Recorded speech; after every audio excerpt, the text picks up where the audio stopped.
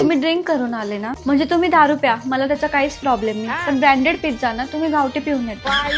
अहो तुमच्या एक्सचा किती वेळा कॉल येऊन गेला. अहो कॉल करून द्या ना, एक काळजी करत असेल बिचारी. अहो पप्पा विचारताय किती पैसे टाकू. अहो तुम्हाला पत्ते खेळायला लागताय ना.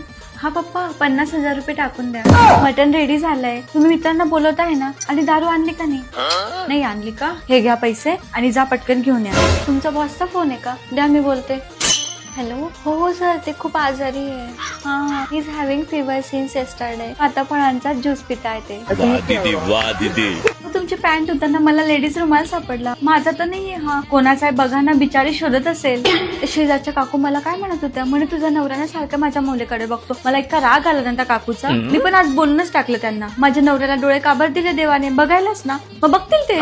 तुम्हाला लोणावळ्याला जायचंय ना, कोण कोण येणार आहे? अच्छा, क्लासमेट गेट टुगेदर आहे. हा, तुमचे एक्स पण येणार आहे. वा किती मजा. अहो ही घ्या बॅग. लोणावळ्याला खूप थंडी असेल ना, त्याच्यामध्ये मी मफलर आणि जॅकेट पण दिलंय. आणि हो, परत परत मला कॉल करून वेळ घालवण्यापेक्षा मित्रांना वेळ द्या.